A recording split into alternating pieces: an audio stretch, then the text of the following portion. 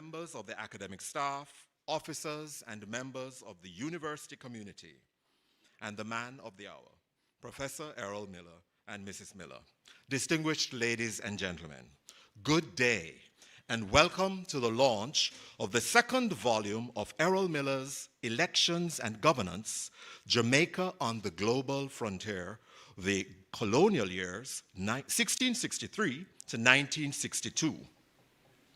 1 year ago in November 2022, the first volume of this book pertaining to the independence years, 1962 to 2016, was launched at the Vice Chancellery. We are grateful that Professor Miller was persuaded to launch the second volume at the Mona campus, and that the campus principal's office agreed to partner with the Faculty of Humanities and Education to host this event, which is also being recognized as part of a number of special events being staged to mark the celebration of the UWI's 75th anniversary themed Rooted, Ready, and Rising. I am Livingston White, and I will be guiding you through today's book launch, which is being held in the Neville Hall Lecture Theatre, known to many as N1. N1 is one of the main lecture theatres in the Faculty of Humanities and Education, in which many distinguished public lectures and book launches would have been hosted. To welcome you to our faculty, we invite the Dean of the Faculty of Humanities and Education, Professor Sylvia Cowenberg.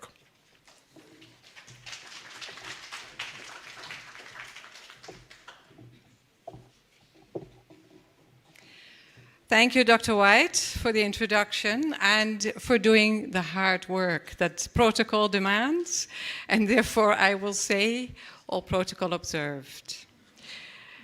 It is an absolute pleasure to be here and to remember how this began when Professor Miller visited my office a few months ago and started talking about this book that was about to go to press. And as soon as he said it, I knew what was going to happen. I'm not sure if he mentioned it first or if I said it first. I said, okay, of course, we're going to do the launch. But I did realize that it was going to be a slightly bigger undertaking than book launches that we normally host in the faculty that are somewhat intimate affairs. And so I was very happy that when I mentioned it to the campus principal, he immediately agreed to partner on this event. So Professor Miller, a man with a wide-ranging career, which may have begun on this campus, but has taken him into many different sectors of the society. It has taken him to the Ministry of Education, it has taken him to Michael College, it has taken him to managing the process of elections. With such a wide-ranging career, why choose us to launch this book? Well, of course we are here because the Faculty of Humanities and Education is Professor Miller's academic home. This is where he belongs as an academic. And his work in elections and governance complements all his other work. This, as you probably know, is a man who is widely published, whether it is in education, whether it is in gender issues, whether it is now in elections.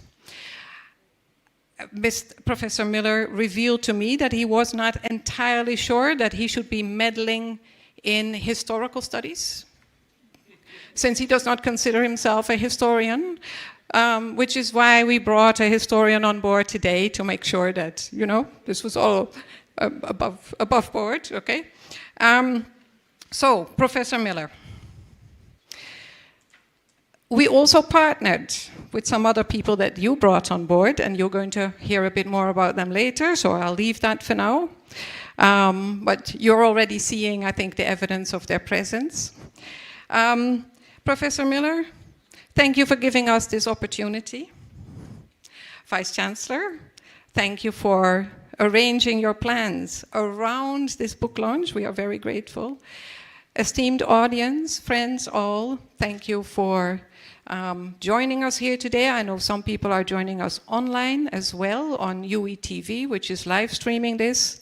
And let me add that we will also be archiving this event for later viewing on UE MonaMedia. So, welcome all to the Faculty of Humanities and Education and enjoy this wonderful event.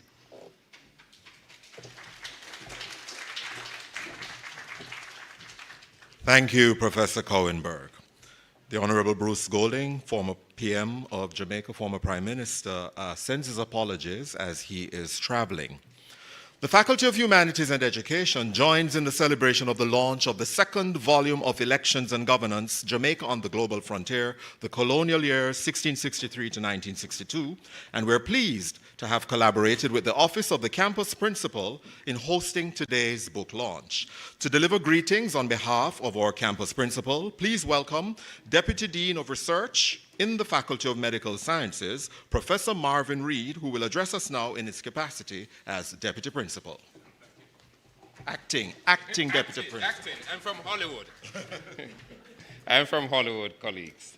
Good evening, everyone. I will follow the lead of the Dean and said all protocols observed. And so I'm an actor. As you readily know, the strike of the screenwriters and actors ended about 2 weeks ago, and I'm just in the job now 1 week. But nevertheless, indeed, it's a pleasure to bring greetings on behalf of the campus principal for this particular event. And I just want to diverge a little bit and speak about some other personal attributes of our author today, Professor Miller, one that was left out inadvertently by our dean. Many of you may not know that he is a very good preacher. Did you know that? Right. So my first encounter with Professor Miller was at Bethel Baptist Church. In those days, I used to be a very good student, going to Sunday school, training union, and his son was actually in my Sunday school class. So I've known Professor Miller from I was a tiny tot, all right? We won't go about in the parables of what were those seeds and which one fell on the ground, because I see the current pastor of Bethel here, Reverend Lalo. But ladies and gentlemen, Professor Miller is a very rounded individual. Not only has he dabbled in history, not only has he dabbled in managing the electoral process in Jamaica, but as I said, he is a Christian and a very good proponent of the gospel. Indeed, I'm here representing our principal, the Mona campus, which, as we all know, is the heartthrob of the university-wide system. And indeed, a lot of the things that the campus principal is trying to reinvigorate is really this whole concept of academia. We spoke about it again yesterday. He wants the return of the rigor of yesteryears that folks like Professor Miller championed, that of advocacy, of scholarship. And so he has really said, you know, Marvin and the team, let us see how we can ensure that we can build on this legacy. Many of you may know that we're in the top 1.5% of this global ranking, Times ranking. And a major component of that really has to do with the academic products that we have produced. Most of that is because of work of stalwarts that have gone before us, our own Vice Chancellor, Professor Miller here. So as one of the younger ones, despite my gray beard, it is indeed my privilege, my honor, to try and ensure that the tradition continues. So colleagues, it's indeed a welcome. The Office of the Campus Principal is very happy to partner with such scholars because, as I said, one of the issues that we want to do, especially moving for the next 75 years, because you know the other 75 years is gone. We have already set our roots. We are now rising, all right, and we will reach to the top. So thank you again and welcome, Professor Miller, and we look forward to your presentation. Thank you, Professor Reed. Elections and Governance, Jamaica on the Global Frontier is presented in two books, The Colonial Years, 1663 to 1962, and the independence years 1962 to 2016. Together, the publication documents over 350 years of governance and election experiences in Jamaica, both as a colony of the British Empire and as a nation state from 1663 to 2016. With the work straddling the historical and political sciences, it is fitting that we invite the perspectives of scholars hailing from those respective backgrounds. Today, we will hear perspectives from two academicians, one from the Department of Government within Mona Campus's Faculty of Social Sciences, who is a lecturer in political philosophy, African politics, and Garveyism, and the other is from the Department of History and Archaeology within the Humanities and Education Faculty, where he lectures in Caribbean and Atlantic history. Dr. Louis Moyston will share his perspective first as a political scientist, and he will be followed by Dr. Dexnell Peters, who will share a historian's perspective. Ladies and gentlemen, please welcome both scholars to the podium.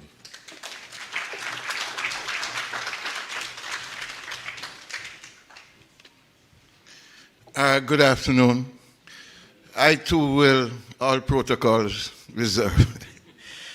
No, because of the time itself, I'm being efficient, but I would like to see this not as the book launch of Professor Errol Miller, but as an occasion that we salute the scholarship of this great Jamaican academician.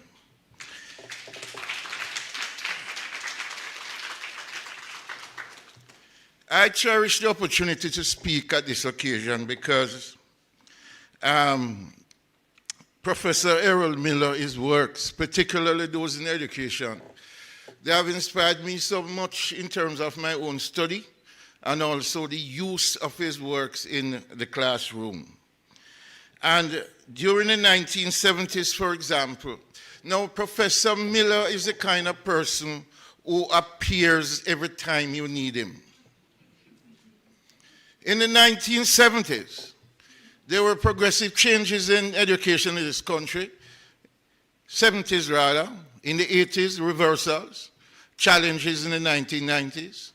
And then what Professor Miller did is that he came out to help with the book High School, Jamaican Society, High School and High Schooling.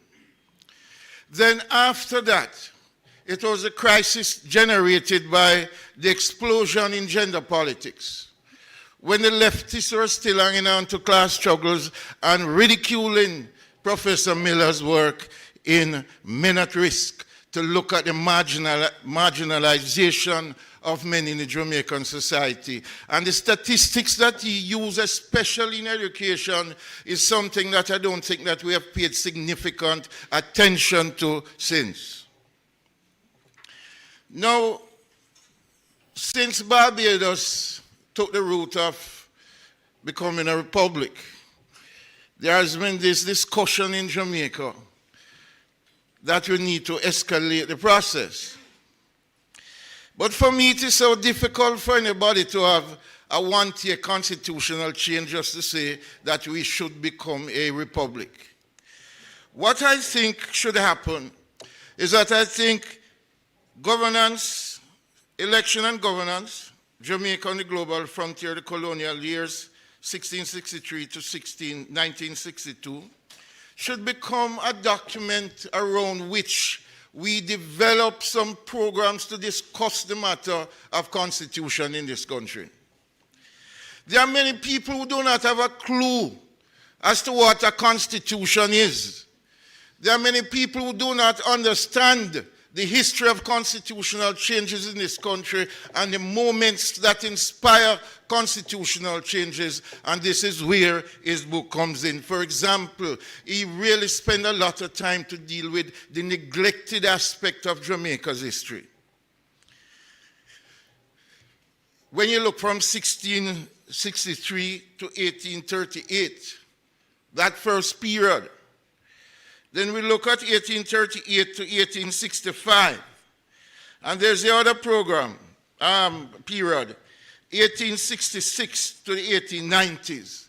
And that period particularly, The 1880s and 1890s was a time when black people began to increase their presence in the political situation in this country. Now we're talking about a black majority country that black people were more or less minority up to that point.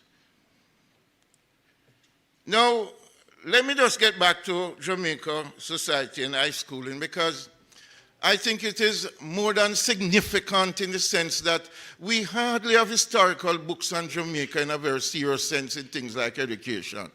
Because if I think the only other book on the history of education I read is there's a short book by the history of education, written by a lecturer from the Michael College at that time. I think it's Millicent White. Yes, very small, but significant. But we have scholars from foreign who will come here and they will study the matter, but we do not find Jamaican scholars getting into this kind of thing, and this is why it is very important that we find a way to establish the work of Professor Miller in a significant way. And I think that there should be some section of the university or the teacher training institution where all his work are deposited so young students can learn how to research about themselves. Now, I see something deeper. I think that this work represents the synthesis of his life's work. And I say synthesis because it is just not about the history or about education. It is about philosophy. What I detect in his work is that he may have taken a pragmatist turn and a progressive look on the theory of progressive philosophy of education. When we look at his interdisciplinary approach, it is not simple. It did not take a simple mind to weave history, religion, culture, education, and politics to give a coherent and strong story, and this is what you will find in Professor Miller's work. I'm saying that the approach in terms of interdisciplinary, it is something significant that we should think about, because what he has done, he is saying that social reality cannot be discussed from a reductionist point of view, that it is so complex that we need several disciplines to make sense of it, and it is a monumental lesson that I think that we should take.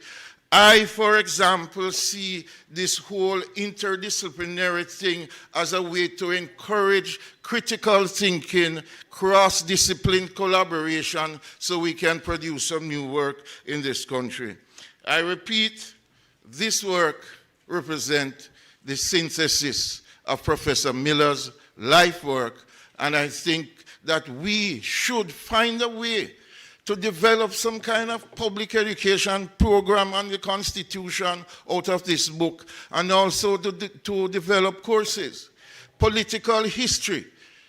We don't have anything about political history in this University of Jamaica. Jamaican students don't have a clue about their history or their politics or anything. And I think that this is a chance that we can make that turnaround. I thank you very much.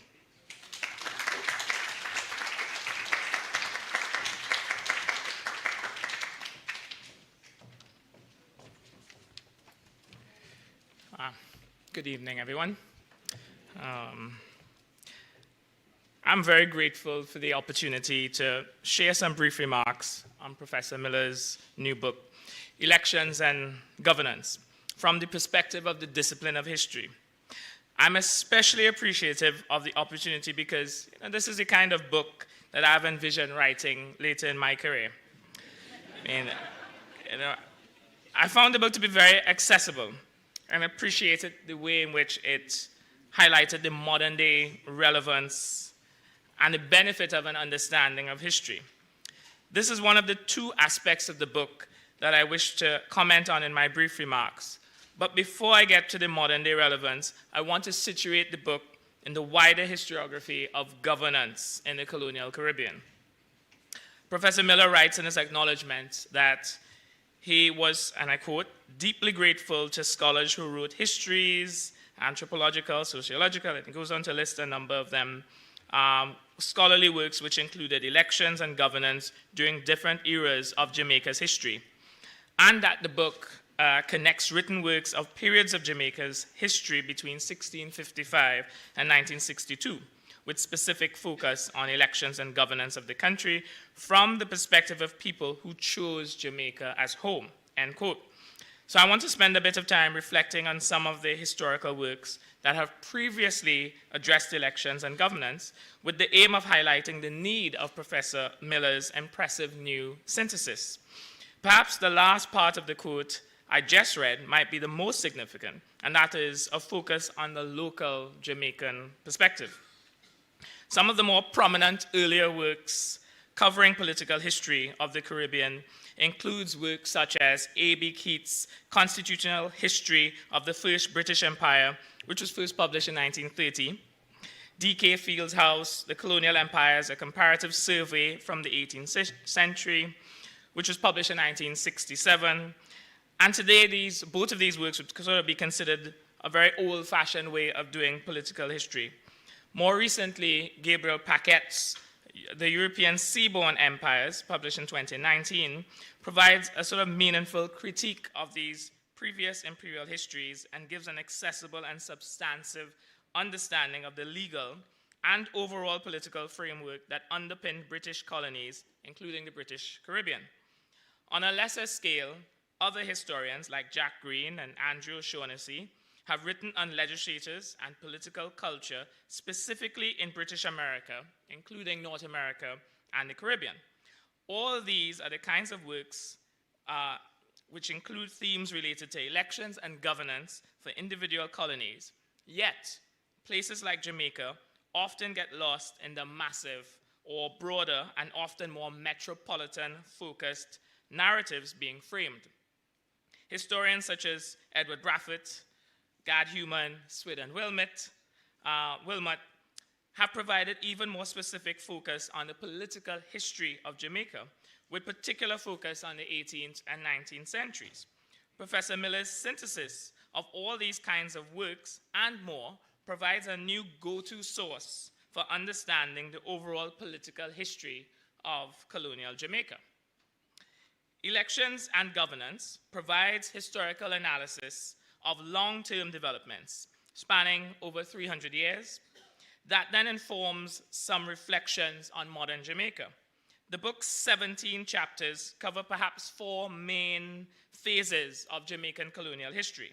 First, the early transfer of English governance systems and the rise of the white Creole oligarchy. Second, the dismantling of the slave system and the rise of a multiracial political sphere. Third, an era of increasing mass political activism, including the Morant Bay Rebellion and the early 20th century labor riots. And finally, the transition to independence, including developments such as universal adult suffrage. The impressive coverage of the book allows Professor Miller to make some interesting comparisons and observations in the books afterward. He first considers some comparisons between 1663, when the first elections were held in Jamaica, to 1962, when Jamaicans once again participated in elections to transition the country into an independent era. Professor Miller then reflects on the legacies of a number of key structures, institutions, or processes, such as the British monarchy, electoral systems, the church, patriarchy, and so on. Hopefully, we will see other works of similar focus and coverage emerging of other territories within the Caribbean. These kinds of works will allow more opportunities for deeper comparisons to other places across the Caribbean region and also enhanced analysis of broader regional trends. One of the main aims of the book is for Jamaicans to understand the unique democracy that exists in the country, to ensure that they are, and I'm quoting from Professor Miller here, are not to be trapped in an endless loop of repetition of progress and regression, but instead build a future being fully aware of their past, the imperatives of the present, and the vision, values, and virtues that inspired those of their forebears who prevailed to bring us to where we are, end quote. If to quote Marcus Garvey, A people without knowledge of their past, origin, and culture is like a tree without roots. Then it is accessible books like these that can help establish firmer roots in Jamaica and the wider Caribbean. Thank you. Thank you, Dr. Peters and Dr. Moyson. Your perspectives have helped to set the tone for the next item on our agenda, the keynote address. Today's keynote will be delivered by a distinguished academic, international thought leader, and global public activist in the field of social justice and minority empowerment. He's a professor of economic and social history and has lectured extensively in Europe, the Americas, Africa, and Asia. He has published books on subjects ranging from Atlantic and Caribbean history, gender relations in the Caribbean, sport development, and popular culture. Ladies and gentlemen, please help me welcome Vice Chancellor of the University of the West Indies, Professor Sir Hilary Beckles, to deliver the keynote address.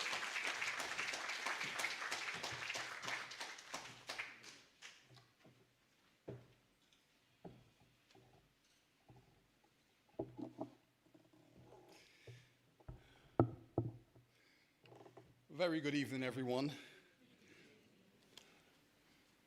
Protocol.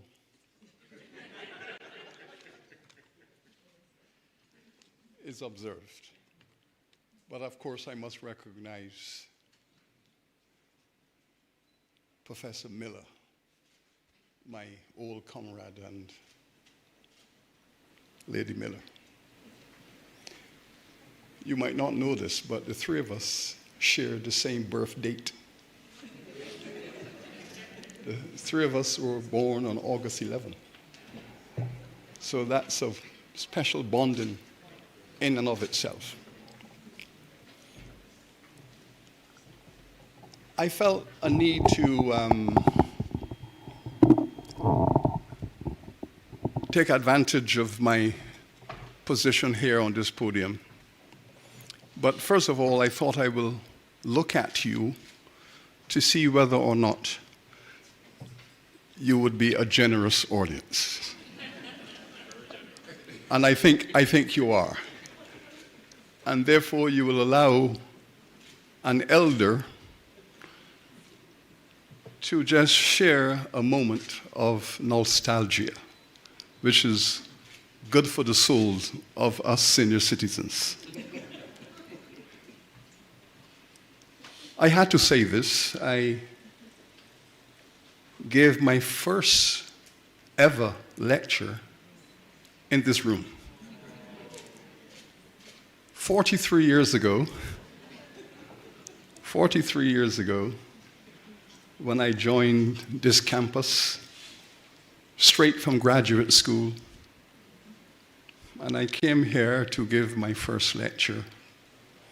And what I'm going to say next will explain why I thought I needed your generosity. I came here and I introduced myself to the students. And I said, I'm Dr. Beckles, and it's a pleasure to take you through this program. And two of the male students in the front row came, grabbed me by the arms, and threw me out.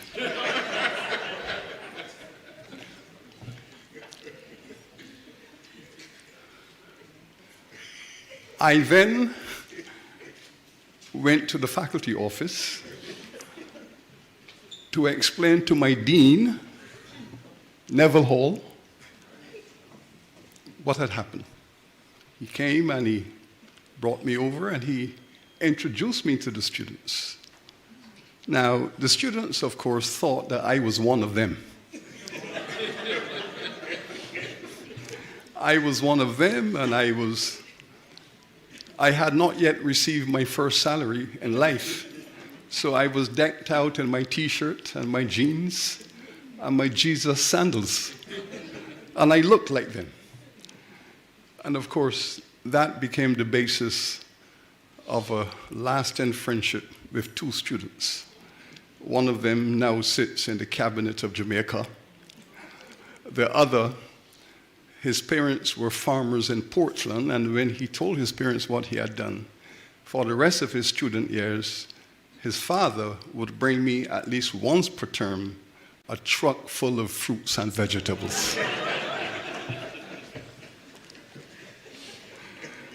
So, respect to Neville Hall, we are in his place.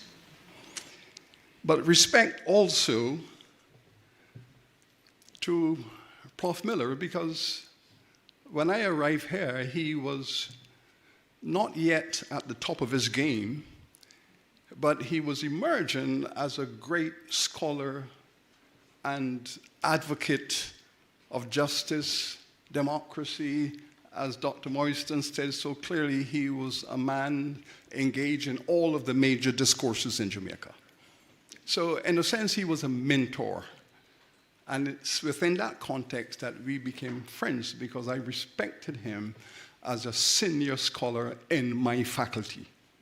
So that's the bond, and so we go back 40 plus years. Now, this book I read, of course, in manuscript, and I had the opportunity to have another read between Kingston, Miami, Barbados, and back a few days ago to refresh the memory of some of the critical moments in this study. My colleagues have spoken quite eloquently and perceptively about the nature of the manuscript. It is indeed an extraordinary, interdisciplinary, beautifully woven work of scholarship. Now, I appreciate this very much because my own journey, I went to university to study philosophy. And I was a philosophy student for a semester until my father sat me down and said, "Now you listen to me, young man. What is a working class poor boy like you going to do with a degree in philosophy? Get serious." I said, okay, I better do something where I could make a living. So I shifted from philosophy to economics. But as a childhood radical, I still felt the need for history. And so after 8 months as a student, I finally settled down into an interdisciplinary program of economics and history. And that became my infrastructure. So I understand the urge to bring all of those disciplines together to tell the story that is not only empirically sound, but theoretically stimulating. Now, there is a triangle in this book that is benign, but I wish to bring it to the fore. It is there, clearly mapped out in the study, but I want to bring it further into the foreground by way of comparative analysis. It is Jamaica, Barbados, Britain. Barbados, Jamaica, Britain, the narrative of that relationship running through the substructure, and I want to bring it up. I know that Professor brought it up very early in the first 50 years of studying Jamaica's development, but let me say something about that. It's very important that we do this. Since Dr. Moyston has asked a question, if Jamaica led Barbados into independence and gave Barbados the courage to go forward into independence 4 years later, why is it that Barbados is now calling on Jamaica to complete the process? There's a dialectic there that we have to understand between these two islands, and of course it all connects to Britain, Great Britain. Let's look at what Miller describes as the Barbados model and the founding of modern Jamaica. And we heard that Jamaican students know very little about the history in a critical sense, not in a rote curriculum sense, critical thinking. Every Jamaican will tell you that it all started in the modern British period with the arrival of Penn and Venables. Penn and Venables arrived, kicked out the Spanish, blah, blah, blah, took Jamaica, and off we went into modernity because the Spanish had it and they were fooling around with it.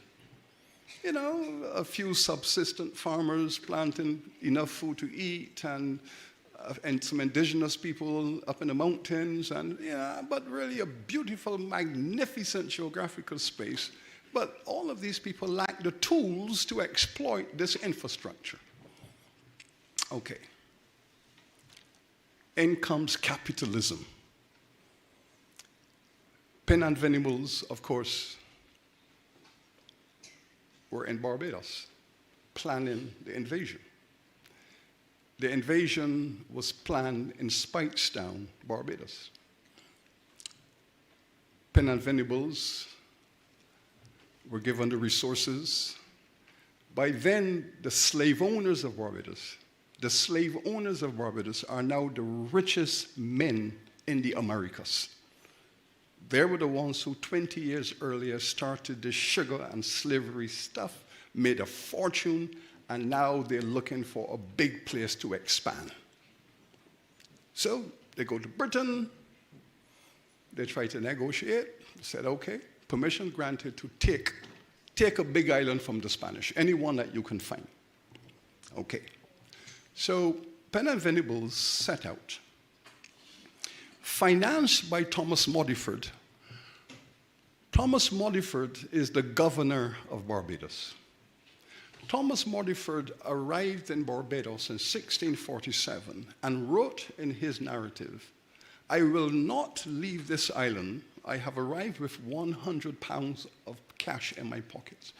I will not leave this island until I am one of the richest men in the world." Between 1647, when he arrived, and 1655, when they arrived in Jamaica, he was indeed one of the richest men in the world. 15 years of sugar and slavery in Barbados. And he's a governor. So he arrives here. He comes in 1664, and what does he bring with him? An act for the good governance of Negroes that had been passed in Barbados in 1661. It is now being passed in the Jamaican Assembly in 1664, and the man who helped to write that is now the governor of Jamaica as well. Bringing the Barbados model, sugar and chattel slavery, to be the future of the island. That's the future, sugar and slavery. Now, you shouldn't be surprised by this because Jamaica has all the potential to be the largest slave society in the world. It has the potential to be the richest plantation economy in the Caribbean. And the men who could do this have now arrived in Jamaica, fully equipped with the ideology, fully equipped with the legislation, and the entrepreneurial capacity to take Jamaica away from the pirates and transform Jamaica into the largest plantation economy in the Caribbean. That was a phenomenal project. Phenomenal project. And the men who could do that are now here. Of course, Thomas Modiford takes the Ligoni Plain for himself. From Papine to Spanish Town, Thomas Modiford took for himself. Return on his investment. The other great investor, James Drax, who had built Drax Hall, the biggest plantation mansion in the Caribbean, he built a second one in Jamaica. So he comes here and he takes from Ocho Rios all the way to Discovery Bay for himself. So these are the people who are now in charge of what become the governance of Jamaica. It's an extraordinary journey in political theory and practice. First of all, we have to get rid of these buccaneer fellows and these pirates. Capitalism cannot flourish if it is surrounded by piracy, because your capital have to be safe. You can't have pirates and buccaneers interfering with shipping navigations and so on. And who was the best man to clean up the place? Thomas Modiford. Why? because it was known that Henry Morgan, the Welsh young man, was an indentured servant in Barbados, ran away from his servitude, broke his contract, and is wanted dead or alive in Barbados and in Britain. Modiford is the governor of Jamaica, governor of Barbados, so he meets with Henry Morgan and they make a deal. I will guarantee you a pardon in London, in Bridgetown, but you must strike a deal. Help me to get rid of all of your comrades. Let us clean up this buccaneer business and get on with capitalism. Capitalism, making big bucks from agriculture and trade and slavery. And that was the launch of Jamaica, of course. It was a good deal and it was honored, and Morgan did what he had to do, blackmailed his friends and got rid of them.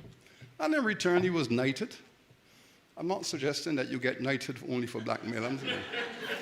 He was forgiven and he was knighted. He married into the British aristocracy and becomes Lieutenant Governor of Jamaica. And that is the background of the triangle. So Jamaica goes off with legislation that says political power will be vested in the hands of men of lands. Property qualification, an old British concept. To rule, you must have land. If you don't have land, then you can have the equivalent in property, other forms of property. And this is where the slave laws came in. Black people, under the 1664 Jamaica Act, which, as I said, was a revision of the 1661 Act of Barbados, was explicit. Black people, enslaved Africans, are property of their owners in perpetuity, permanent property, and therefore non-human. Property and therefore non-human. So you start off on the journey, therefore, in which the Africans are being brought in their thousands, property, non-human, and therefore outside of any constitutional arrangement that there can very well be. And the people who will control the narrative of representation are those who own either the land or the human property. Jamaica very quickly established, as Professor shows, a plantocracy that 100 years later became the richest plantocracy and slavocracy in the Caribbean. Powerful men living in London, extremely wealthy, but controlling the narrative of representation in Jamaica. And this becomes a structure. Now, one of the chapters I particularly enjoyed is when the professor is trying to explain two things. The colored people challenging for a piece of the action. The colored people, defined historically as the mulatto people, the mixed race people, challenging the white monopoly and pressing for inclusion. Now, and they put up a pretty impressive struggle in Jamaica to get piece of the action. Now, the Barbados comparison is very important in this regard because when the colored people tried that in Barbados, the white people told them, one more word out of you. One more word out of you, colored people, and we will bust you into slavery. And the threat of the mulatto class, even though they had land, they were free, they owned slaves, and they wished to be a part of the electoral and representative process. In Barbados, they were told, one more word from you on this subject, and we will strip you of all of your current rights and put you back in the cane fields. And so the colored class in Barbados retreated into silence. In Jamaica, they became even more aggressive and more assertive in demanding participation. But in Jamaica, they could do that because there was a greater danger lurking that threatened the entire enterprise. And this is important to the governance, and Prof. Miller makes this point in a very subtle way. When these Africans arrived in Jamaica and saw the mountains, many of them said, hell no. Hell no. This plantation slavery thing, hell no. Up the mountains to create an alternative system of government, an alternative system of existence with their own rules, their own regulations, their own leadership, creating in Jamaica a hybrid model of governance. Highly sophisticated. And of course, we know, and Prof take us through that narrative of how compromises were made, the Coffee Treaty, the deal to recognize the Maroons as autonomous, independent, and sovereign, creating a double governance model on the island. One up in the hills and one down in the valley. And of course, the ruling class in Jamaica were always terrified of that force organized in the mountains, that one day it will come down and shut down their world, as it did in Haiti. It came down the hills, joined forces, and destroyed the model that had been the official established model. That is a very important part of this narrative. You know, Prof. Miller, of course, he also got involved in the anthropology of this relationship, because you don't set up a counter model on an island that is sustainable without an identity issue taking shape. Now, when I first came to live in Jamaica, I came out of the diaspora community in the UK. And there were two things I discovered very, very early in my teenage about Jamaicans. One, they have an impulsive, uncontrollable desire for justice. They don't like injustice. They don't like it. It's a deep-seated, deep-grained consciousness that if you mess with me, I will respond. Can't absorb disrespect and injustice. That goes back to the philosophy of the mountains.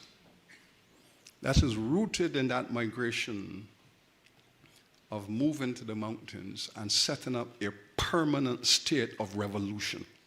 A permanent state of revolution in those mountains. If you wish to build a community nonetheless, you need other values. And this is the other thing I discovered about Jamaicans. Tremendous regard for family life, deep respect for friendship, and the integrity of friendship. We used to say, boy, if a Jamaican love you, but them love you forever. But don't mess with them. And in the valley, and this is where this ideology also came, those who opted to stay in the valleys knew that in the valley on the plantations, despite the slavery, despite all of that, they were going to build families, they were going to build villages, and they were going to have as normal a life as possible. Despite the slavery monarchy, they were going to live as normal a life, family, marriage, children, church, and so on. And that, of course, is the Igbo roots of Jamaica. The vast majority of the enslaved Africans who were brought here were Igbos, brought out of eastern Nigeria, Igbo land, and all the evidence of that in Jamaica. You don't know how Igbo you are until you go to Igbo. Go to Igbo land and look around the place. The only place in Africa where they grow yam on a stick is in Igbo land. The only place in the Caribbean to do that is in Jamaica. It's not done any other island. Put the stick, grow the yam. In Igbo land, in Jamaica. Nowhere else in Africa or in the Caribbean. It's the power of the culture. And so this is the representation that has to confront this, A, the imperial rule from London, and B, the colonial rule of the landed plantocracy, who are controlling the legislature, the judiciary, and of course the political process. And the challenge is on. Now, we have a project at the moment that is trying to map, Professor Miller, the costs of that war. Jamaica in slavery was in a state of permanent warfare. We are now trying to measure the human cost of that. How many Africans were killed or died in this permanent warfare to uproot slavery and create the foundations of what would be a modern democracy? We are going through the records with a microscope, and we are seeing hundreds of thousands of people in this country paying the price to uproot the most evil system of social governance ever invented, chattel slavery. And Jamaica is the largest of the slave societies.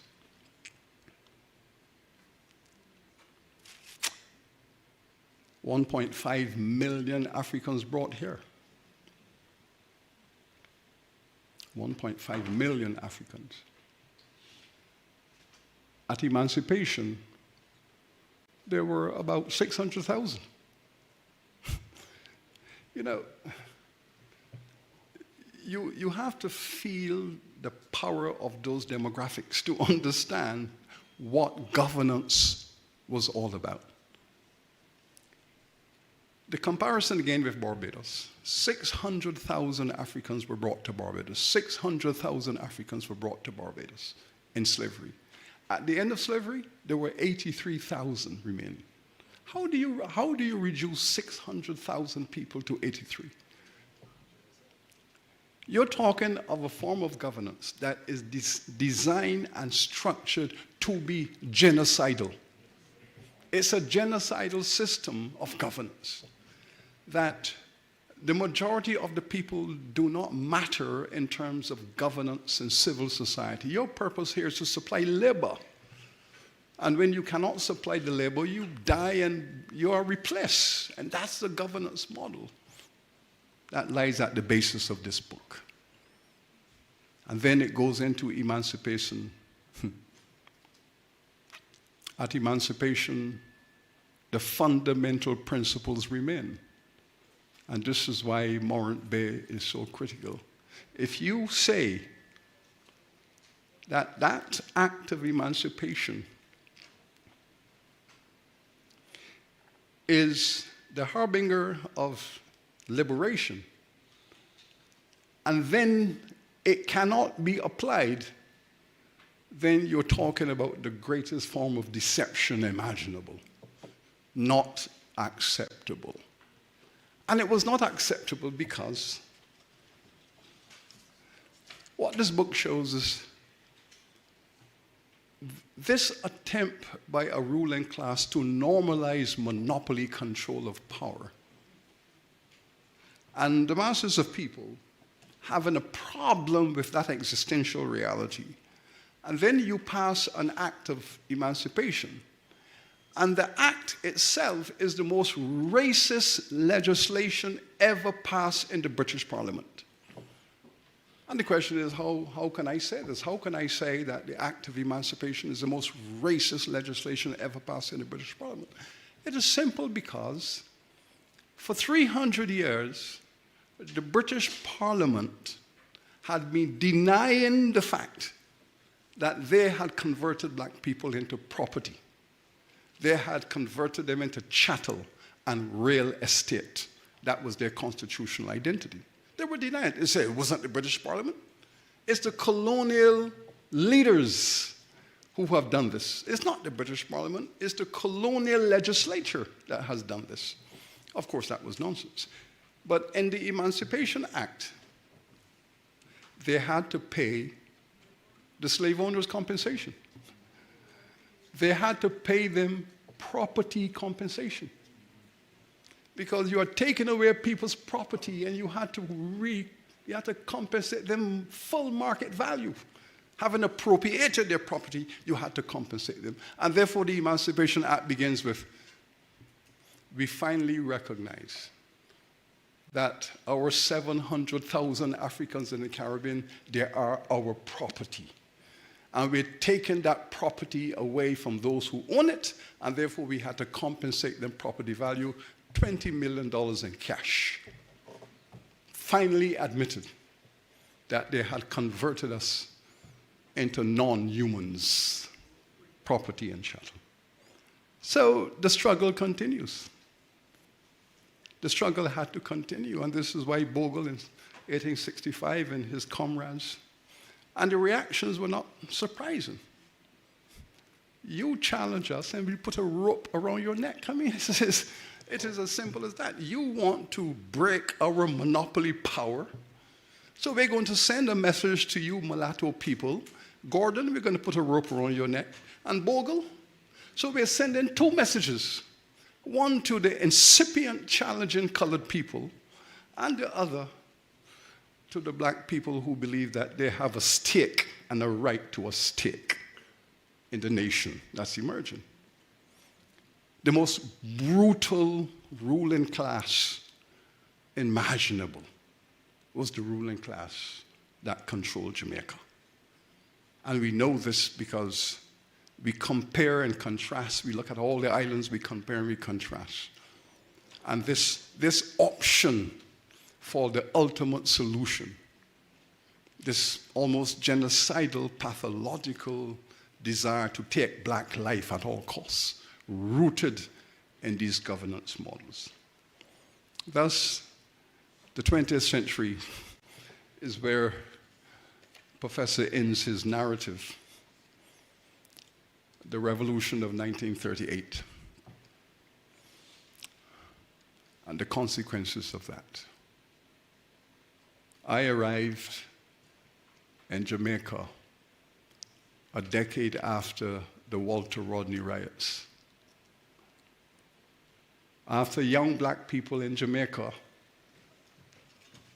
6 years after independence, were saying we want to be exposed to African history. We want to be exposed to the ancestral knowledge of our foreparents. We want to know about us. What happens? The government sends the soldiers onto the campus. Walter Rodney is told, you and your type are not wanted here. I once interviewed Hugh Shearer long after he had given up his political engagements, and I said to him, I said, how were you able, as a black prime minister, to unleash military power upon young people whose primary quest is knowledge, relevant knowledge about our identity. I said, well, he said, Professor, you have to remember, that in my time as Prime Minister, there wasn't much black in the Parliament beyond the color in the flag.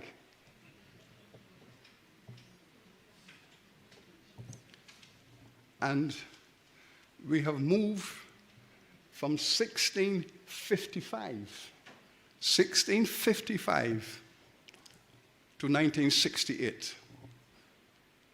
And that narrative was still being litigated in the electoral system, in the legal system, in the economic system, in the social system, and every institutional structure that constituted the nation. The issue of democracy is still being contested. Democracy is about fundamental equality. Equality, respect for rights of everyone, equal citizenship, and institutions that enforce and reinforce those values.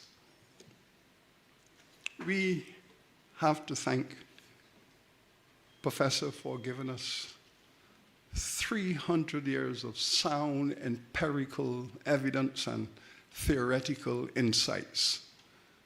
I read it twice and I need to read it again because I don't want to miss anything.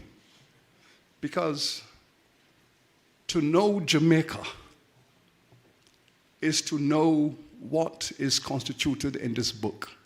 I would venture to say that you cannot possibly understand this country until you have read and comprehended this book. Not possible, because you need to know the tracks on which the train is moving, the train that is called the nation. What are the tracks on which the nation is moving? Why does it deviate to the left or to the right? Why does it stop and start again? All of these things, you will have a very insightful comprehension if you're able to endure. And I say endure because 400 pages is enough pages.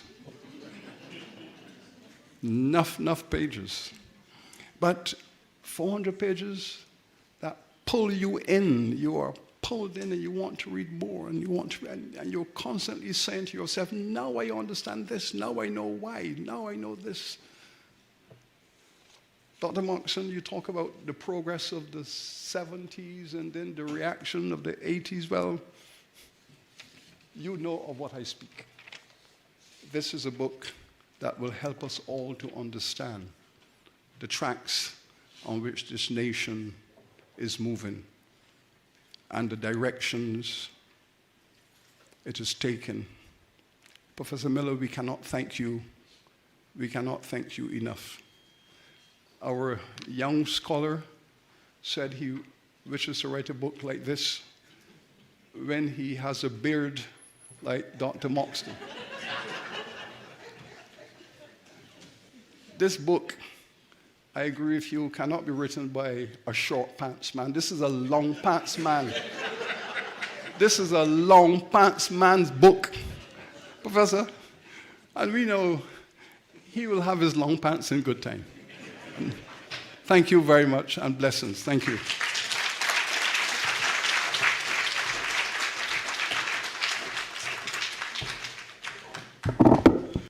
Thank you, Sir Hilary, for your usual insightful commentary, which has helped us to appreciate even more the importance of the publication, Election and Governance, Jamaica on the Global Frontier, the Colonial Years, 1663 to 1962.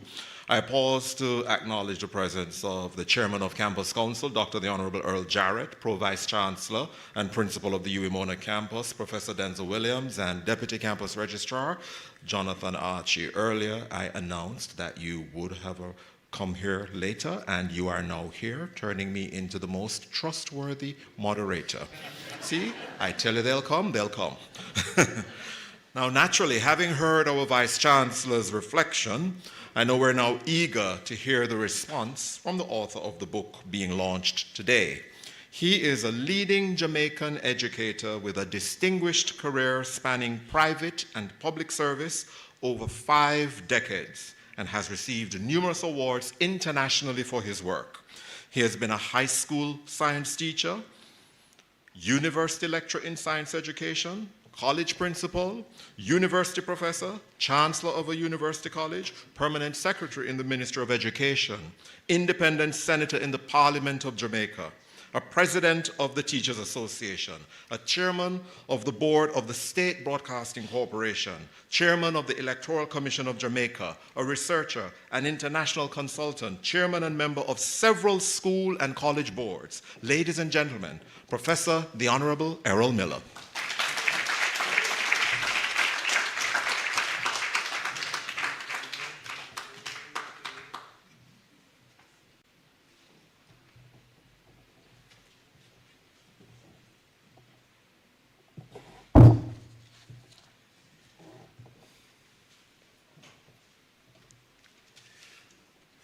Mr. Moderator,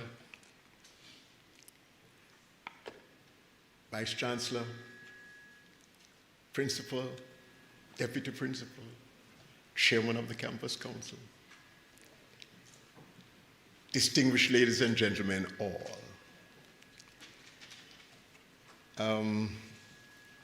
Those of you who were here about 2.5 weeks ago, remember I couldn't come onto this stage.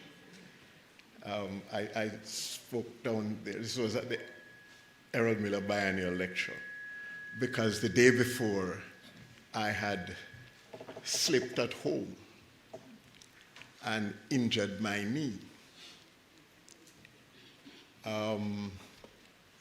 Today I can mount the stage. And Professor Reed, I must tell you, I finally did an MRI, and it said I had strained both knees. So I've been brought to my knees, but today I can mount.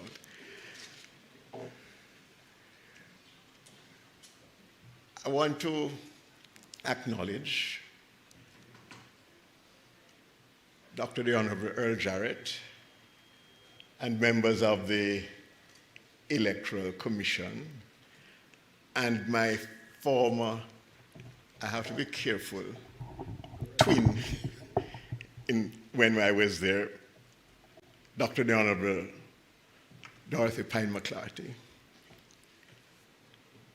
I see my pastor, members of the Bethel Baptist Church. And Professor Reed, it's good to know that you can even remember training union. Yes. I see my president of the JTA and other members of the JTA. I see my colleagues in the School of Education, Dr. Rainford and all of those. I'm doing categories because I can't just say all protocol observed. I see my family. Right here is my wife, Dr. Sharon Miller. I have to tell you a little secret apart from that. She has a maroon father and an Igbo mother.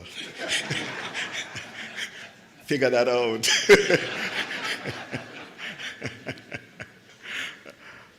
I see many friends. I have to tell you, and then, of course, Ian Randall Publishers and the family of Ian Randall Publishers. I've now seen that what Mrs. Pine McClarty called her adult members are adults. Great to see you. Since returning to Jamaica, because of COVID-induced isolation in the United States for 3 years, I started to come to events where some of my former students have become professors and moved up the academic ladder and launched books and all of those things. And Professor Cohenberg have treated me in a very gracious manner in which, you know, I couldn't ask for better. And she kept saying to me, Errol, we have to bring you back to the faculty for something. And one of the things that I am truly grateful for is this magnificent department of history that resides here on the Mona campus. If people don't know the history, it's not because of the department. I'm not going to call any names because I will surely get myself into trouble. Already one has confessed. He started here and others. But they have done some magnificent work. What I have done really is to connect what they have done. I've trespassed in history. I'm no historian. They have written it. I've simply read it and connected it. Because you see, the discipline says you must go in eras and you study a particular era extensively. I have just connected up the eras. And then, of course, there have been others within the university in the social sciences, as Dr. Moyston has pointed out, in governance, in politics, in sociology, that have done similar works. Now, I'm a really mixed up person because my first degree is in botany and zoology. And I was confused when I came over into, and my first job in university was in science education. I was confused with how they did certain things, and I had to go back to clear up my mind on it when I did a postdoctoral fellowship. But the interesting thing was that the closest I could come to was animal behavior. And so I went to social psychology and tried to study how institutions shape the minds and the mentalities and the mindsets of our people. It's still one of the things that I'm probing. So I've come to rely on my colleagues in the other disciplines. And I suppose I have the audacity to trespass on their territory. But really, as far as I'm concerned, these two books are a provocation for the real historians and the real social scientists to correct all the grievous errors I've made. And I'm very happy that Miles Fletcher and Gordon, and I'm recognizing Mr. Kelman, that you have actually established a scholarship for real historians to continue the work in which you pick up particularly on the history on governance, not only in the colonial era, but right at this moment, because some of the things we have done have not yet been taught, because Jamaica is not at a standstill. We are moving. We are not only in the colonial era, we have moved, and we have done things that establishes us right on the very frontiers. We are not imitating anybody else. We are creating an authentic democracy that matches the best. And there's a chauvinism in the world which regards countries like ours as banana republics. And then, you know, we sell bananas. So I'm grateful, and I want to say thanks, because we are beginning to put it together even here in this launch and lecture. I also have to say thanks to the campus, joining with the faculty, and then, of course, to Mr. Trevor Thomas, the founder and managing director of Pioneer Manufacturing Distributors. The fact that they do Chloradu and all of those, and blue soap and all of those things, is not to say that I'm suggesting that there is a chemical cleansing that is necessary and needed when it comes to elections. Rather, I have to explain that as far as you have to understand that Mr. Thomas is a Myconian. He was a student of the Myco when I was the principal. So the university that has succeeded Myco in being a center of learning and development of Jamaican talent, Caribbean talent, are combined in this. But more so, Mr. Thomas attended the launch last year, Vice Chancellor. Was very impressed with all that was said and decided that he will be on board. And so without any asking, he has joined in saying we need to make sure the content of these books are spread.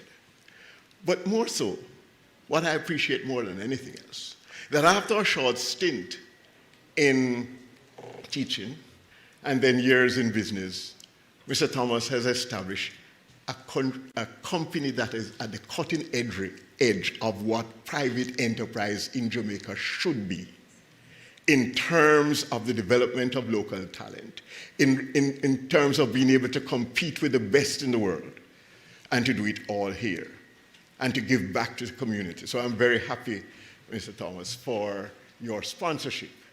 So when you eat,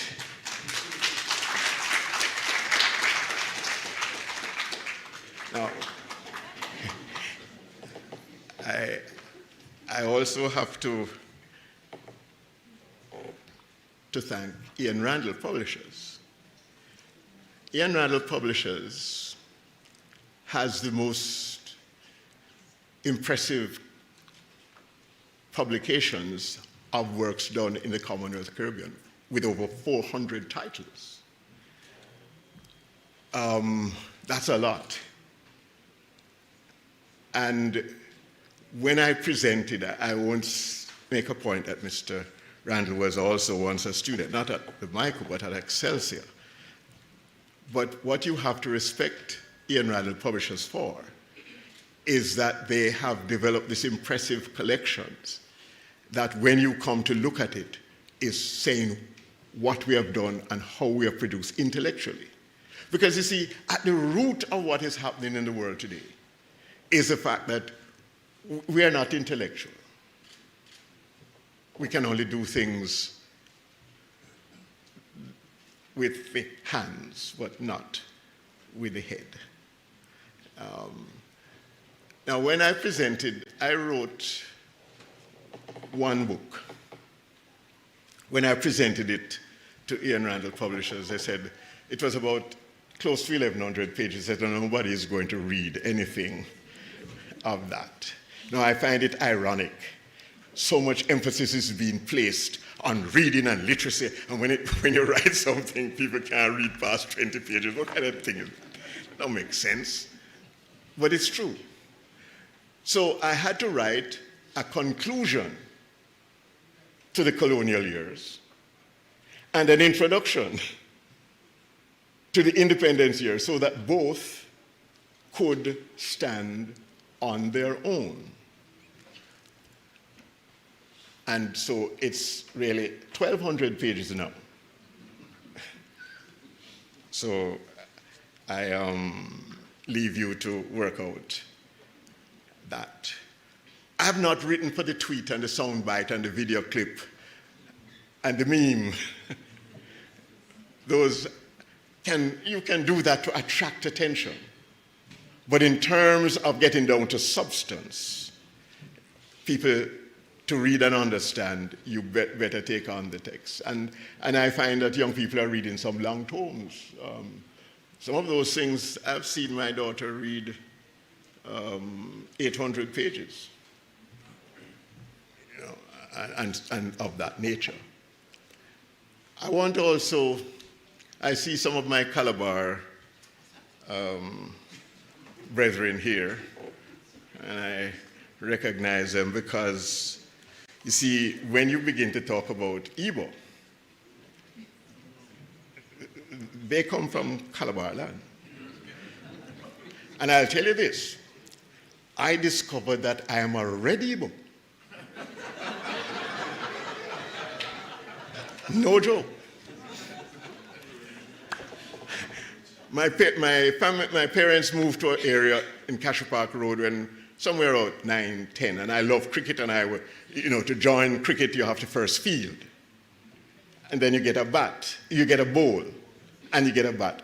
And two older boys, my same age, were controlling the game. So I started to field, of course. I don't know them, they don't know me, but I love cricket, they love cricket. We're there. And after a while, when it came around to bowl, one boy said, "Give Red Igbo the ball." And I got the ball and I bowled. And then when it came turn to bat, they said, "Give Red Igbo the bat." And I batted. I've always therefore regarded Red Igbo as friendship and fairness. But then I discovered later on, it has a pejorative meaning. When you're a Red Igbo, you have you have features of white and black and no country except Jamaica, because you don't come from anywhere. And so I've read where some people describe what they call the Red Igbo syndrome, which even turns it into a pathological condition. But then I had a friend who was my class. We were in class at Calabar and we were friends from Malines Road and so on. And he went as a missionary in Nigeria and found out that there was a clan among the Igbos that are Red Igbos. Their skin turned. So, I want to thank the Vice Chancellor, Mr. Dr. Moyston and Dr. Peters, for what they have said. When they were talking about some of those things, I have to tell you, I have not known of some of those sources. You see, they are coming from the perspective of persons trained in those disciplines. I've just trespassed because I'm trying to solve issues and problems. Because if you get, I joined the university Vice Chancellor at age 26. They did not hold on to throw me out, because I was introduced by the head of the department to the students. But I was younger than most. And the problem that one was always confronted with, if you are teaching students, don't you have to really know them as persons and understand their mindset and their mentality? I first started to teach at Excelsior. And Mr. Powell saw in me what I didn't know I had. And so he made me very early, after about 3 years, he made me head of the science department. And I sat down with and it was a big department, 6-stream school, big science department. And we said, how should we teach science?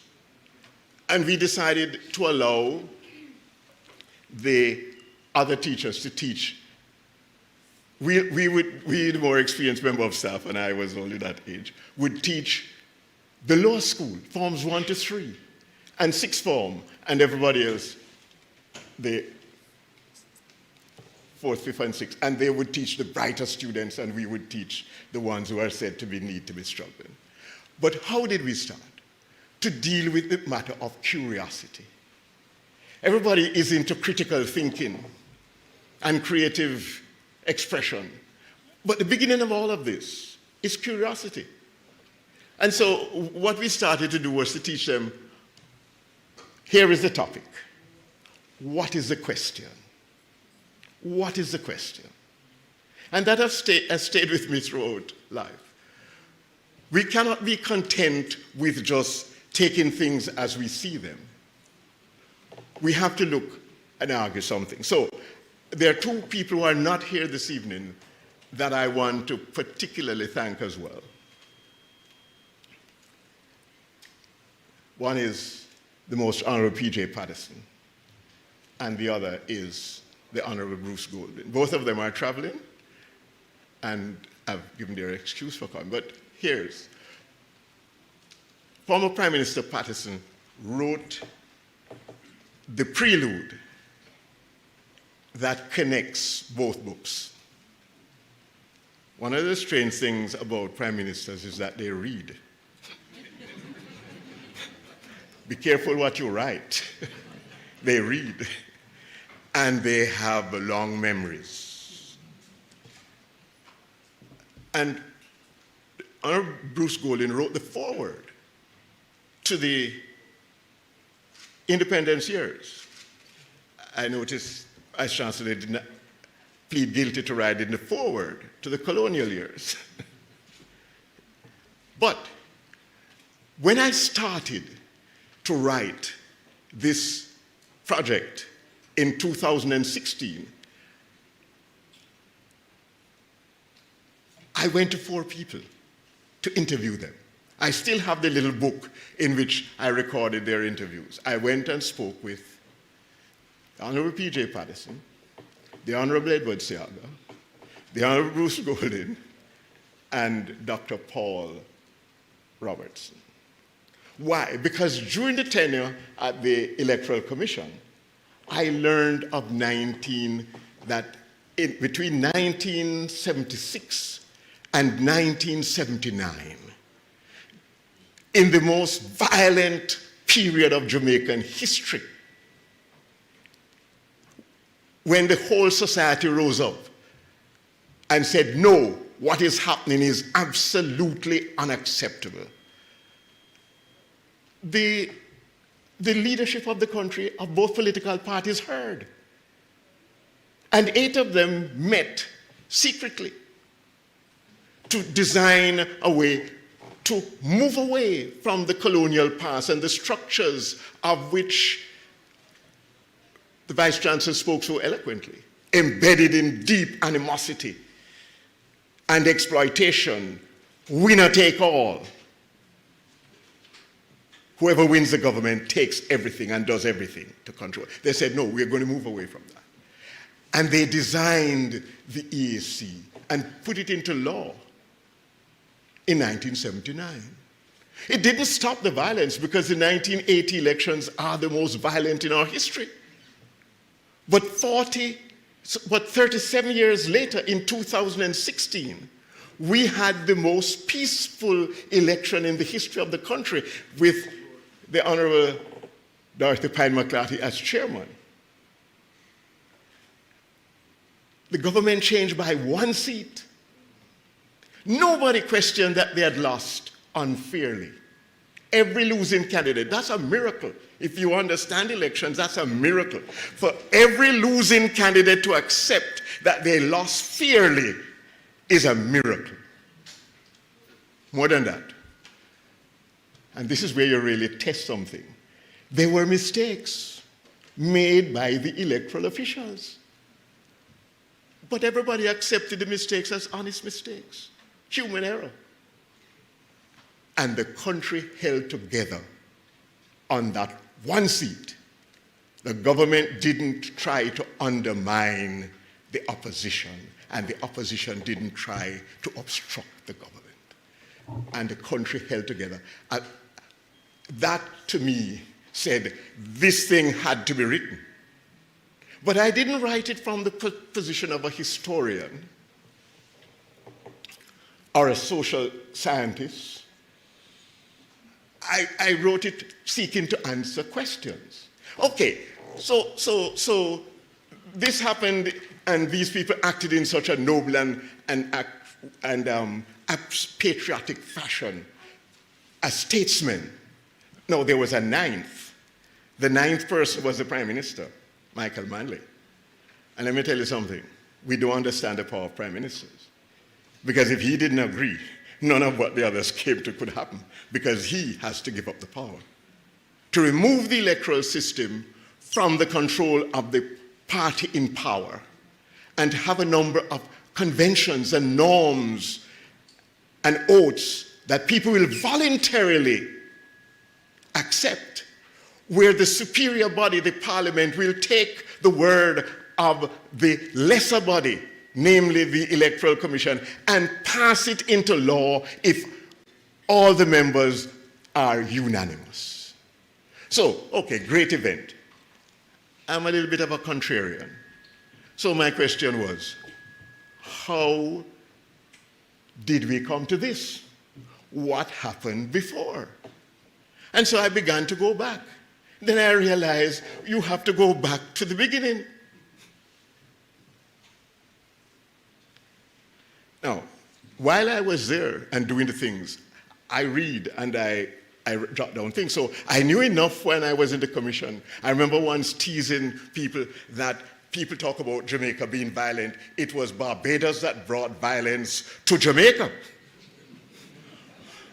Because when Modiford arrived, there had been an election in 1663, which was joyful and rejoicing, and he brought 400 planters from Barbados, who said, away with what the election that has just been had. We are now here, we want fresh elections. And there was a fight. And in fact, there was a duel.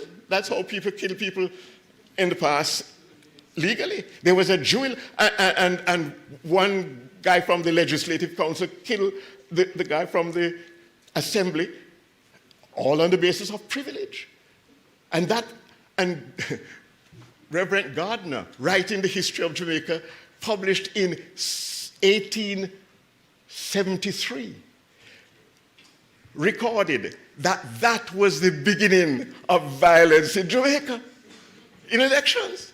I knew enough to tease the Barbadians at that point, but I didn't know enough as I went back and researched the whole thing coming up. Remember, I'm looking at it from the point of view of not all the scholarship, but what is happening here. And I have to just make another point. I have gone through the Jamaican society like this historically 5 times. This is the 5th. This sounds crazy, but my master's was on body image, physical beauty, the handsome girl, the beautiful girl, the handsome boy, and what you like and don't like about yourself. And then that's my master's. I got a distinction for it. So it must have been good. Coming from London University. But I went back through the society to find that when the 2 continents, people from the 2 continents met on Jamaican soil, the Africans thought themselves beautiful and the Europeans ugly. And the reverse. In fact, Brian Edwards, writing about 1828, said he could not understand how the Africans could regard the aquiline features of the European and ugly, and their own physical features as beautiful. What started integration? It's after slavery, when we begin to integrate. There is a thing about integration that it changes everybody. Because what I found to be the concept of beauty was not African or European or Chinese. Everybody had a common Brownian kind of beautiful concept with, of course, with an African body, especially if the gluteal muscles were prominent. And I found that even little boys in school would get upset emotionally if their teacher was so endowed. So that's number one. The second time I went through the Jamaican Society again, 300 years and odd, was in understanding the matter of race and class and color. You see, Jamaica was one of the few places that legally, when the Browns challenged for power, the issue became that the law was passed only in Jamaica where you could legally become white after 5 back crosses, as the biologists would say, to a white parent. We are the only place that did that. American definition was that you have to have 1/64th part Negro blood. That's genetic, and I don't know how you trace that. But in our case, it was the phenotype that mattered, how you looked, and not your genealogy that counted. I went through again and looked at that. And then I looked at it for the educational system. Everybody wants to start education from emancipation or 1835, 1836. So I went back again because, you see, most of the schools, a lot of the schools across the Caribbean that we now elevate started in slavery before. And in fact, I want to tell you, the first black graduate of Cambridge University graduating in 1721 was a boy from Spanish Town named Francis Williams, who, when the Duke of Montagu, who was also the professor of physics at Cambridge, saw the two people from the two continents clashing, wondered, do they have the same intellectual ability? And the only way to prove it was, and like Piaget and all of them, by an experiment of one. So he took a bright boy from a school in Spanish Town and sent him to England to grammar school with the understanding that if he passed grammar school, he would go to university and so on. And Francis Williams did all of that. It's a long time that our elementary schools produce people who can compete with the rest of the world. I don't know why people are saying now that they're so dunce. Because our people are never regressing. Our young people, what they're getting today is a raw deal. Let me come off that. The fourth time was on gender. The man-woman thing. And let me tell you, there was a lot of vicious violence and exploitation. But let me tell you something. The African woman was never only a victim. She fought back with everything at her disposal, and she negotiated for her children.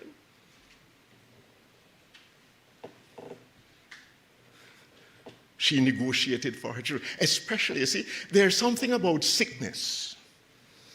And you're facing death and somebody help you through that. That makes a big difference. And bring people into.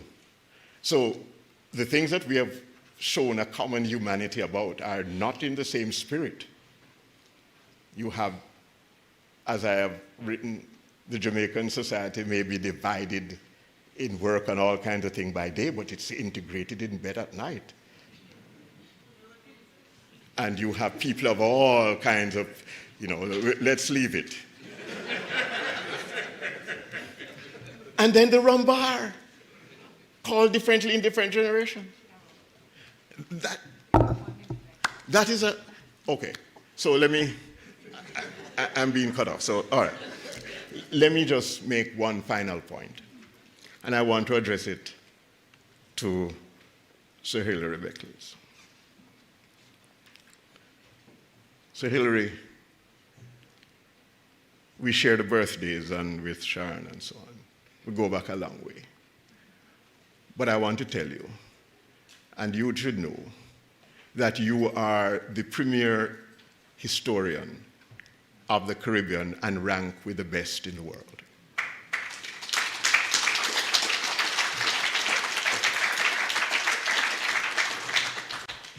As a graduate of this university in the early 1960s, I can remember where pundits and all kind of people called us semi-literates, called the university here at Mona the ghetto. You have not only risen to being one of the premier historians of the world, especially here, but you have taken the UWI with you.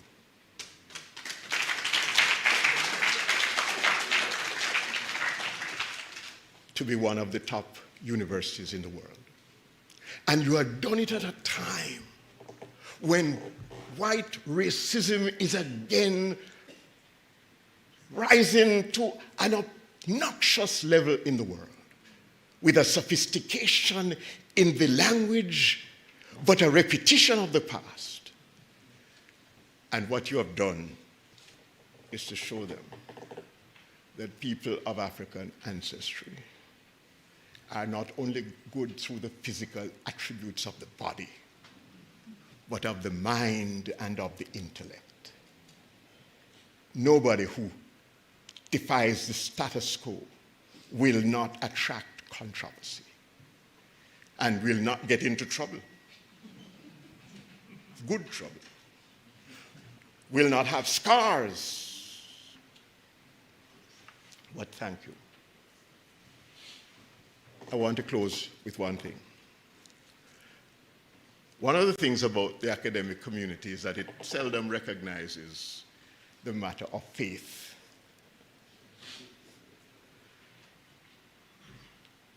And what I've done since I'm freed of the shackles of having to write publications for the academy, where you cannot deal with the matter of faith, is to address it here.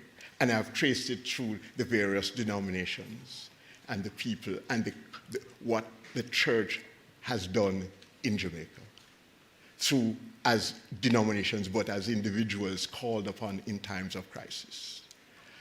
My great concern at the moment is that we are seeing our progress as a destination and not realizing that it is continuous application to certain principles.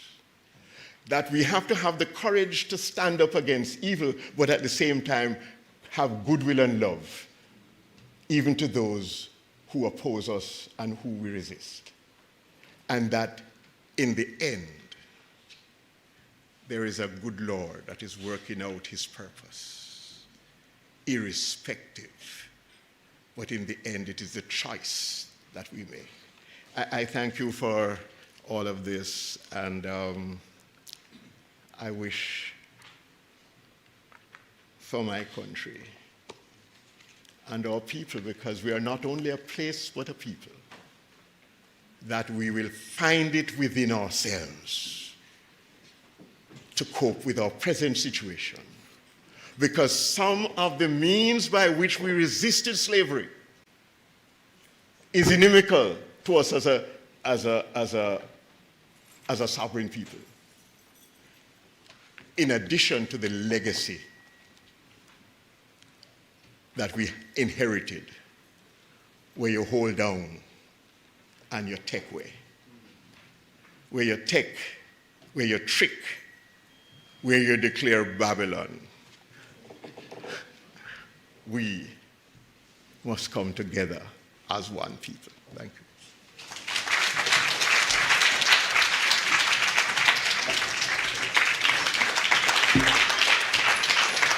Thank you, Professor Miller. We now invite Mr. Alfred Thomas, Managing Director of tonight's, sponsor of tonight's reception, to make a special presentation to Professor Miller. Professor Miller, please stay on the stage with us. So we ask you to move center stage.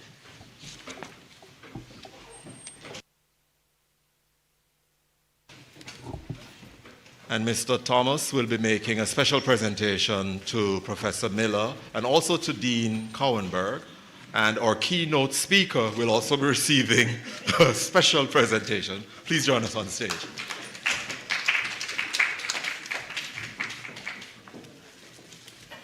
Mr. Miller, you go that way.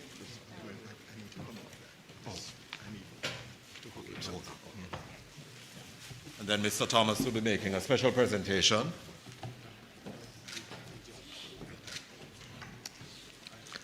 And then for the keynote speaker, Sir Hilary, Mr. Alfred Thomas of PMD Pioneer Manufacturing Distribution Company Limited will also be making a special presentation. Professor. Thank you. Professor Miller, we appreciate your dedicated scholarly activity and research over the years, which has resulted in the 2-volume work, Elections and Governance, Jamaica on the Global Frontier. And we're happy that you decided to sketch the story of the electoral system of Jamaica and its relationship to governance as it unfolded over 3.5 centuries. Today's event involves not only the formal introduction of a publication on elections and governance resulting from many years of research done in the past, but also includes an initiative to sustain future research on elections and governance. Ladies and gentlemen, to tell us more about this initiative, please help me welcome Mr. Christopher Kelman, Managing Partner of Myers, Fletcher & Gordon, one of the largest and most respected law firms in Jamaica and the rest of the English-speaking Caribbean. Now, scholarships at the University of the West Indies are administered through the Office of the Campus Registrar, through particularly the Office of Student Financing, and so we will ask Mr. Jonathan Archie to join us on stage for a special presentation at the end of Mr. Kelman's remarks. Thank you.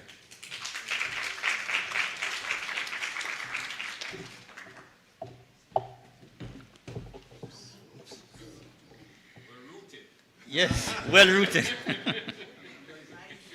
Vice Chancellor Beckles, Campus Principal, Professor Denzel Williams, other distinguished members of the university community, ladies and gentlemen all. I would like firstly to congratulate Professor the Honorable Errol Miller on the publication of his latest and most seminal work on the history of elections and governance in Jamaica, entitled Elections and Governance, Jamaica on the Global Frontier, the Colonial Years 1663 to 1962, and wish for it, Professor, every success. I am delighted that the occasion of this book launch provided us with an opportunity to announce that Myers, Fletcher & Gordon has decided to award a scholarship, more particularly named the Dorothy Pine McClarty Scholarship in honor of the Honorable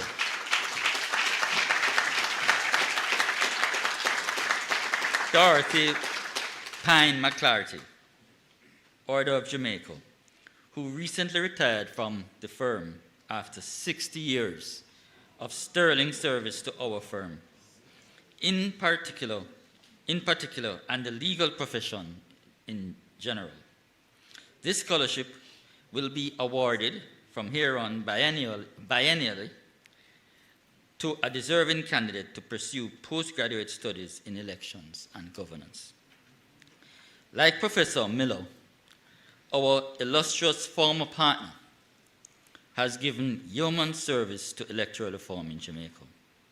For more than 2 decades, beginning in 2000, she served firstly the Electoral Advisory Committee, the EAC, as a selected member, and then the Electoral Commission of Jamaica, the ECJ, when it replaced the EAC in 2006. In 2013, she was appointed the chairman of the ECJ and served in that capacity until her retirement from that body at the end of 2019.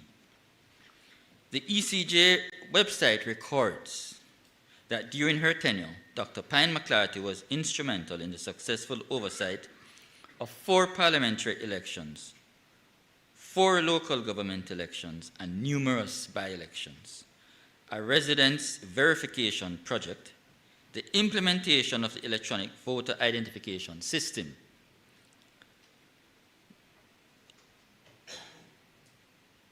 in selected polling stations, among other initiatives to improve Jamaica's electoral system. Additionally, under her leadership, the Commission tabled the long-awaited political parties registration and election campaign financing recommendations. One of our undoubted post-independence successes has been electoral reform, which has transformed our electoral system that was rampant with corrupt practices to one that has become internationally known for achieving free and fair elections. The Honorable Dorothy Pine McClarty was crucial to this process.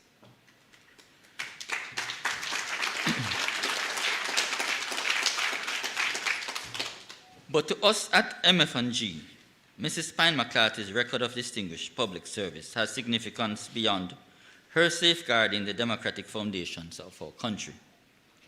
She has nobly advanced one of the long-standing traditions that our founding partners held dear, which is public service. Starting with one of our founding partners, the Honorable Douglas Valmore Fletcher, Order of Jamaica and Privy Councillor, who was himself a member of the Senate, Cabinet Minister, and Ambassador to the United States of America, among his many other seminal roles. Many of our former partners, and indeed current ones, continue this fine tradition of public service. I am particularly delighted, therefore, that in the audience today are several of the younger members of the law firm who today bear witness, and in the years to come, I am certain, will be inspired to make their own contributions to nation building. Mrs. Pine McClarty, in achieving your record of successes and accomplishments, you have not only brought distinction to yourself and to your family, but also to your firm, which I know you cherish. We are immensely proud of you, and in establishing this scholarship named in your high honor, we say thanks. Long may it continue to bring esteem to your name and Mickey to your memory. Thank you. And now for the special presentation, Mr. Kelman will be presenting the check to Mr. Jonathan Archie, Deputy Campus Registrar.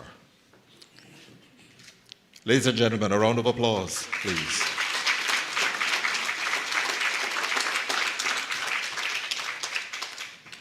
Thank you, Mr. Kelman, and I invite the members, yes? I invite the members of the representatives from Myers, Fletcher, and Gordon to stand. You were acknowledged a while ago, the young members. Let's see you. Give a round of applause. Yes. Thank you. We appreciate your firm's initiative in supporting future research in elections and governance in Jamaica, and doing so by recognizing the work of Dr. the Honorable Dorothy Pine McClarty on the Electoral Commission. Thank you. And with that, ladies and gentlemen, we come to the close of the formal book launch program. Our vote of thanks will be done by the Director of the School of Education, Dr. Marcia Rainford. And after the vote of thanks, we invite you to join us for the book signing and reception sponsored by Ian Randall Publishers and Pioneer Manufacturing Distribution Company Limited. It was my pleasure being your moderator. You have been a wonderful audience. And now, Dr. Marcia Rainford for the vote of thanks.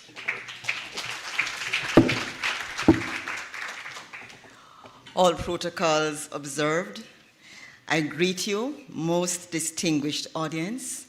Ladies and gentlemen, good evening. My task is made very easy because all the heavy lifting has already gone before. And the fact that this function has not just been informative, but certainly intellectually stimulating, engaging, and executed with expert precision. We want to acknowledge, therefore, those persons who were very instrumental in organizing this function. Firstly, you have heard that the function was a collaboration between the Office of the Campus Principal and the Faculty of Humanities and Education. So we want to thank the Office of the Campus Principal, and in particular, Ms. Stephanie Kane and her team, for their role in putting this function together. Ms. Kadian Martin and her team from Markham for the marketing support provided, and also for the support of the UWI TV team led by Janet Carew and for the streaming. For the Faculty of Humanities and Education, the Faculty Office, and in particular, Ms. Sophia Hales Johnson and Ms. Judith Simpson Ricketts and the office team. Thank you very much for putting this function together this evening and ensuring that we've had a really, really well-organized event. We've had a distinguished array of speakers. They have come from different organizations, they have come with different perspectives, and together their contributions produced this rich and fulfilling event. That, of course, was led by our Vice Chancellor, Professor Sir Hilary Beckles, who gave the keynote address. Distinguished colleagues, Dr. Dexnell Peters and Dr. Louis Moyston, who provided comments on the book from the historical and political science perspectives, respectively. Thank you so much for your contribution. Acting Deputy Principal, Professor Marvin Reed, who brought greetings on behalf of our campus principal. Thank you, sir. Professor Silva Coinberg, Dean of our faculty, for her warm welcome and insightful remarks. Another significant highlight of this evening's event is the launch of this new graduate scholarship that we have just heard about. And so we want to thank the company, Myers, Fletcher, and Gordon, for putting this scholarship in place for graduate students to research these very important areas, and it seems very timely in our history that this is happening. We want to thank the company for their foresight.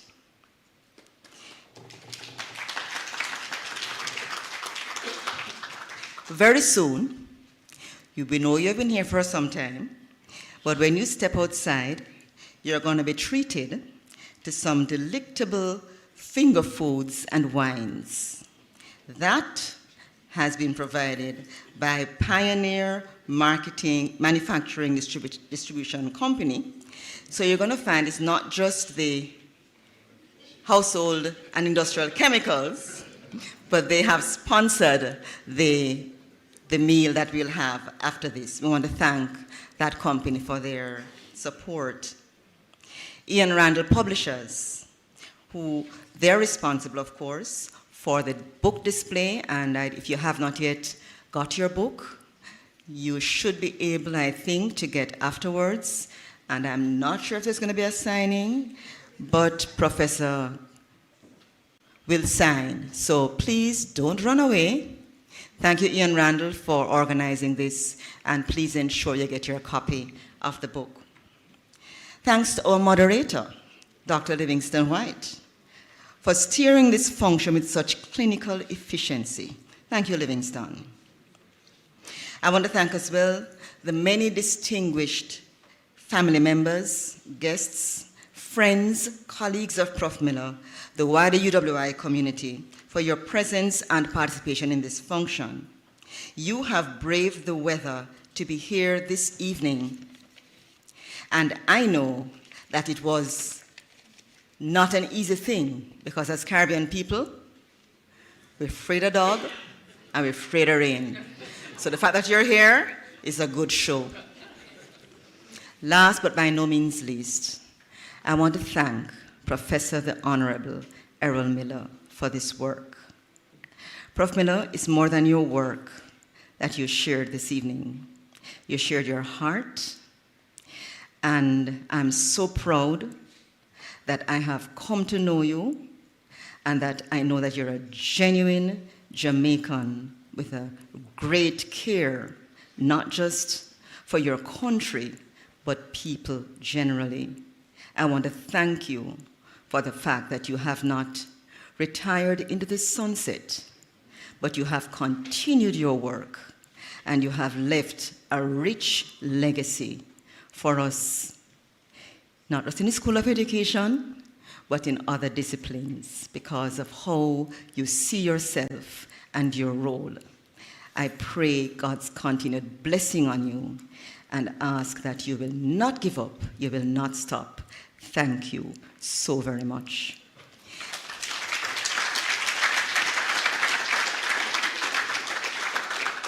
And so I have been told to tell you, as you step outside to get something to eat, please keep safe and keep dry as you leave. The Lord bless you all.